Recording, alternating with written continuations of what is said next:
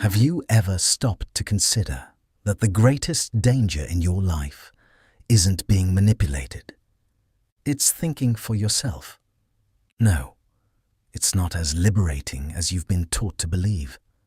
In fact, it might be exactly what puts you at risk, socially, emotionally, even existentially. And I'm not talking about theory. I'm talking about something that has already killed a man. A man who was sentenced to death, simply for asking questions. His name was Socrates. And what happened to him wasn't a historical accident. It was a warning. A warning that, to this day, most people ignore, or worse, never even notice. Because thinking for yourself isn't just difficult, it's dangerous. And the deeper you think, the more isolated you become. But there's an even more unsettling detail in all of this. Maybe you've never really thought at all. Maybe everything you call your own opinion is just a well-organized reflection of what you were taught to believe. And if that's true, then what happens when someone actually starts thinking? That's exactly where the problem begins. Because society, any society, wasn't built for conscious individuals. It was built for predictable ones. People who operate within patterns. People who don't question the fundamental rules of the game. People who believe they're free while following invisible scripts. And when someone breaks that pattern, something strange happens. First comes discomfort, then rejection, and, if it goes far enough, punishment follows. Socrates discovered this the hard way. He didn't lead revolutions. He didn't try to seize power. He didn't write dangerous books. He simply asked questions, simple questions, but deeply uncomfortable ones. He would look at politicians, leaders, ordinary citizens, and ask, "Do you actually know what you're talking about?" And the most unsettling part was that no one could answer, because most of the time, people don't think. They repeat. They repeat ideas, values, beliefs, like echoes of a system that was built long before they were born. And when Socrates exposed that, he wasn't destroying arguments, he was destroying identities. And that is something people don't forgive. There's an extremely powerful psychological mechanism that activates when our beliefs are threatened. Today, psychology calls it cognitive dissonance. But in practice, it's far more visceral. It's the discomfort of realizing you might be wrong about who you are. And when that happens, the brain doesn't seek truth. It seeks protection. Protection of the ego. Protection of identity. Protection of the sense of control. And here's the part almost no one realizes. Thinking for yourself doesn't just threaten the external world, it threatens you. Because the more you question, the more you realize that what you call yourself is, to a large extent, a construction. And that is deeply destabilizing. That's why most people avoid deep thinking. Not because they're incapable, but because, unconsciously, they understand the cost. And that cost is high. Friedrich Nietzsche warned about this when he said that whoever fights monsters should be careful not to become one. But what he didn't say explicitly is that when you think for yourself, you inevitably begin to see the monsters, and not just in others, in yourself. Because when you abandon ready-made ideas, you lose the comfort of easy answers, you lose your footing, and for a while, you're suspended, without certainty, without a solid identity, without a clear direction. And that is one of the most dangerous moments in the process, because here, many people turn back. They return to old beliefs, to ready-made ideologies, to anything that restores a sense of safety. And this happens today, all the time. Look around you. Social media, political debates, ideological arguments, people fighting intensely, defending ideas they've never deeply questioned. Do you think that's thinking? No. That's identification. And identification is the opposite of free thought. Because when you identify with an idea, you stop analyzing it. You start protecting it. And protecting ideas is far more comfortable than questioning them. Niccolò Machiavelli understood this better than anyone. He knew that power doesn't rely only on force. It relies on psychological control. It relies on shaping what people believe to be true. Because a person who believes they think for themselves, but is actually just following invisible narratives, is the easiest person to control. And here is the most unsettling paradox of all. The system doesn't need to stop you from thinking. It only needs to make you believe you already do. And when that happens, you stop questioning. And when you stop questioning, you become predictable. And predictability is control. But there's something even deeper going on, something beyond politics, society, or culture, something happening inside your own mind. Carl Jung called it the shadow, the part of you that you don't see, the part you avoid, the part you repress. And thinking for yourself inevitably leads you to it, because when you start questioning everything, you don't just question the world. You question your motivations, your desires, your fears, and that reveals things you might wish you had never seen. Like the fact that many of your opinions are not based on truth, but on fear. Fear of rejection, fear of exclusion, fear of being alone. Because thinking for yourself has an unavoidable side effect. Loneliness, and not a superficial loneliness, a structural one. Because the more you see, the less you can pretend you don't.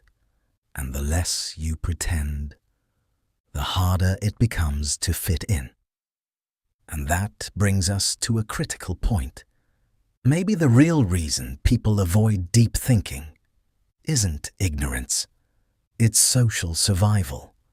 Because for most of human history, being excluded from the group was equivalent to death, and the brain still carries that instinct. So even today, in a modern world, connected, digital, that fear is still there. Silent, operating in the background, influencing decisions, shaping opinions, and sabotaging any real attempt at independent thought. But here comes the question that changes everything. If thinking for yourself is so dangerous, why do some people do it anyway? Why do some people choose to see, even knowing they can't unsee? The answer isn't simple, but it starts with a specific kind of discomfort, a kind of unease that doesn't go away, a sense that something doesn't fit, that there are inconsistencies, that the explanations aren't enough, and that discomfort, if ignored, shrinks, but if followed, grows. And the more it grows, the harder it becomes to turn back, because at some point, you realize something irreversible. You realize that much of the reality you accepted was constructed, and that you participated in that construction without realizing it. And it's exactly here that most people give up, because this is the point where thinking stops being intellectual and becomes existential. It's no longer about ideas. It's about who you are. And when that happens, you're no longer just thinking. You're transforming. And transformation isn't comfortable. It never was. It never will be. But there's an even more disturbing detail in this process. Something few have the courage to face. Thinking for yourself doesn't automatically make you freer. In fact, it can make you more vulnerable, because when you abandon certainty, you also abandon protection. And without those protections, you're exposed. Exposed to doubt, exposed to inner conflict, exposed to the possibility of being wrong, repeatedly. And that requires something rare, something that isn't taught, something that isn't encouraged. Courage, but not superficial courage, not the courage to face the world, the courage to face yourself. And that is perhaps the hardest kind of courage there is, because the enemy here isn't outside, it's inside, and it doesn't shout. It whispers, it convinces, it rationalizes. It gives you seemingly logical reasons not to go deeper. And most of the time, it works. But what happens when it doesn't? When someone keeps going? When someone insists on questioning? Even when it starts to destroy everything they once believed? That's where the story of Socrates stops being just a story and becomes a mirror, because he didn't stop, even when he was judged, even when he had the chance to escape, even when he knew exactly what was at stake. He chose to continue. He chose not to deny what he saw. He chose not to retreat. And he paid the ultimate price for it. But the most unsettling part isn't what happened to him. It's why it happened. Because deep down, Socrates wasn't condemned for corrupting the youth, nor for disrespecting the gods. Those were just justifications. The real reason was something else. He made people think, and people who think are unpredictable. And unpredictable people are dangerous. But dangerous to whom? That's the question that changes everything. Dangerous to the system, to power, to the established order, or dangerous to themselves? Because maybe the greatest risk of thinking for yourself isn't what others will do to you, but what you will do with what you discover. And this is exactly where the line begins to blur. Because there is a point, a very specific point, where thinking stops being liberating and begins to become destructive. And most people don't know where that point is. And when they cross that line, it's already too late. Before we continue, if this kind of content challenges you, provokes you, and pulls you out of autopilot, then hit like now, subscribe to the channel Art of Awareness, and comment below. I choose to think. Because this isn't just engagement, it's positioning. And after what you're about to hear, you'll understand exactly why. There is a point, an invisible point, a point that isn't in books, isn't taught in schools, and is rarely discussed honestly.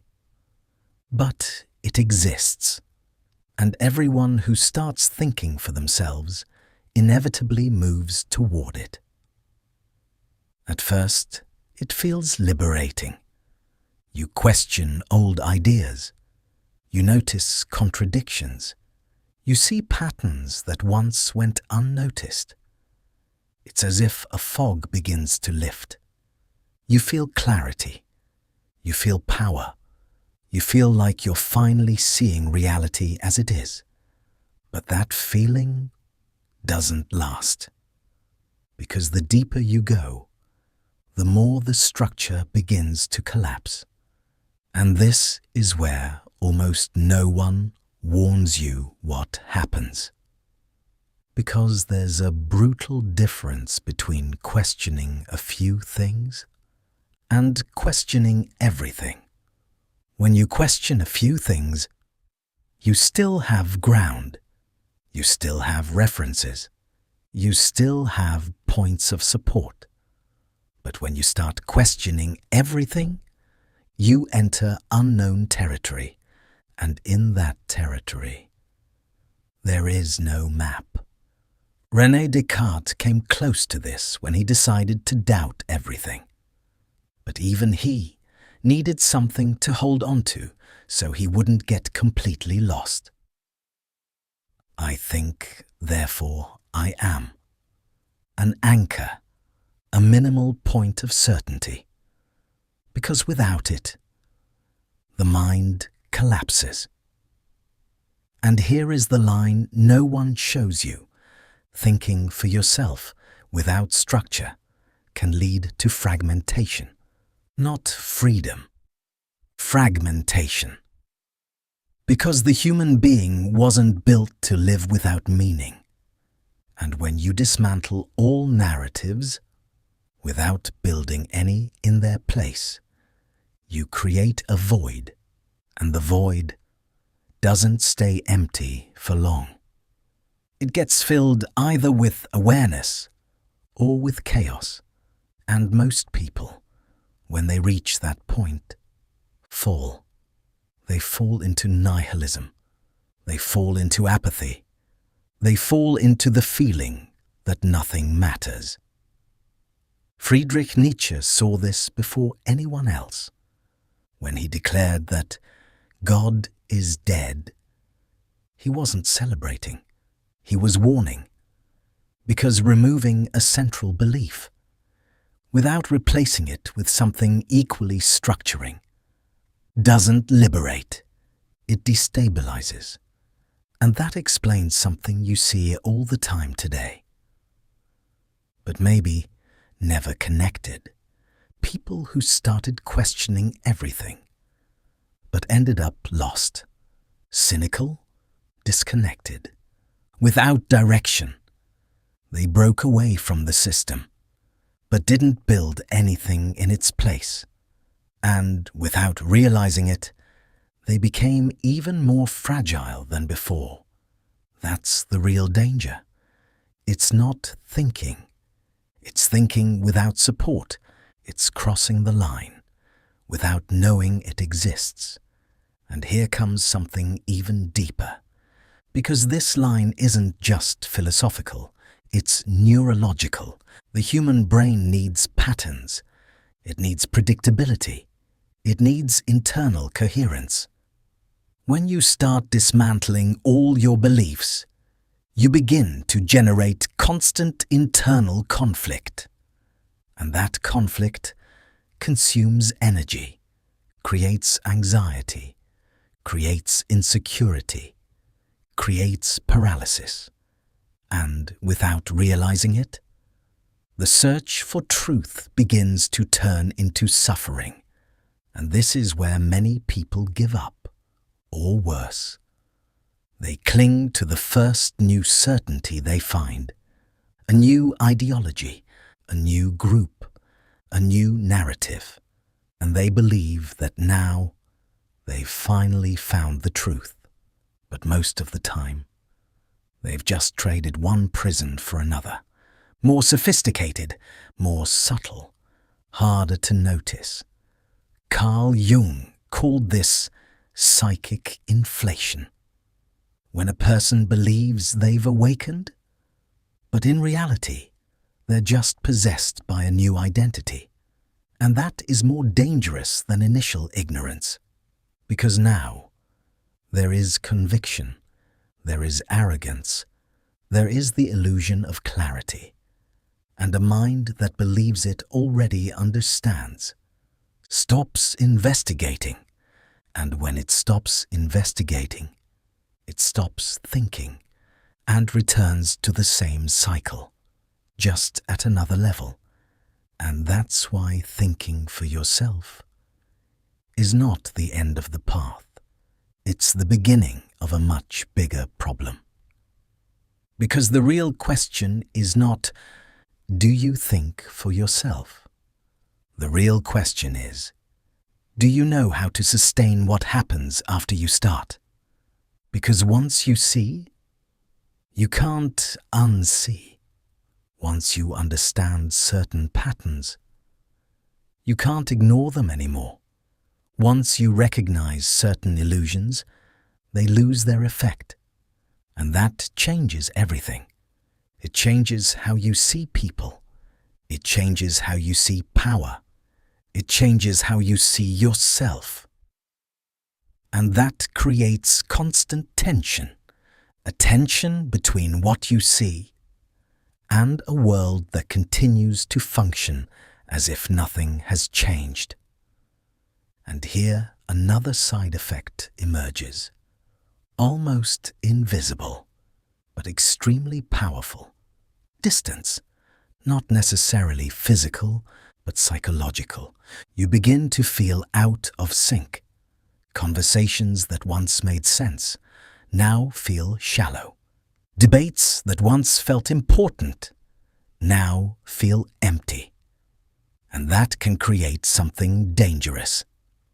Superiority. The feeling that you've understood something others haven't. And that is a trap, one of the most dangerous ones, because it interrupts the process. It closes the mind.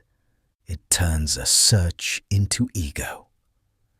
And when that happens, you stop exactly in the middle of the path and believe you've reached the end. Epictetus warned about this in a simple way. It's not what happens to you, but how you interpret it. And here, interpretation can free you or trap you. Because seeing more doesn't make you better. It makes you more responsible. Responsible for what you do with what you see. Responsible for how you act. Responsible for how you create meaning. And this is exactly where most people fail. Because building meaning is much harder than destroying illusions. Destroying is fast, even pleasurable.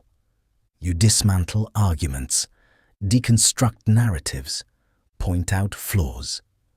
But building requires maturity, requires mental discipline, requires awareness, and requires something almost no one wants to accept. Limits? Yes. Even free thought needs limits. Not limits imposed from the outside, but internal structures, principles, values consciously chosen. Because without that, you don't become free. You become chaotic. And chaos doesn't liberate. It consumes. So here is the central point. The point that separates those who truly evolve from those who simply get lost in the process. Thinking for yourself is not about rejecting everything. It's about selecting consciously. It's not about destroying all beliefs. It's about building stronger ones, more tested, more conscious. It's not about freeing yourself from all structure. It's about creating your own structure and sustaining it in the real world, with real people, with real conflicts, because thinking alone in isolation is easy. What's hard is maintaining clarity in the middle of social chaos. What's hard is not getting lost, neither in collective ignorance nor in individual arrogance. That is the rare balance. And that's why so few reach this point, because this path has no applause, no constant validation, no guarantees, only responsibility and clarity, and sometimes loneliness. But it also offers something nothing else can: coherence. You stop living divided. You stop pretending. You stop adapting to every narrative just to fit in. And you begin to act with intention. And that changes everything. Now let me ask you one final question. A question you don't answer with words, but with the way you live from this point forward. Do you really want to think for yourself? Or do you just want the feeling of being someone who thinks? Because there is a huge difference between the two. And that difference defines the kind of life you're going to live. If this video made you question something, it has already served its purpose. So now it's up to you. Subscribe to Art of Awareness, leave a like, and comment below what impacted you the most. Because the more you expose yourself to this kind of content, the harder it becomes to return to autopilot. And maybe that's the real beginning.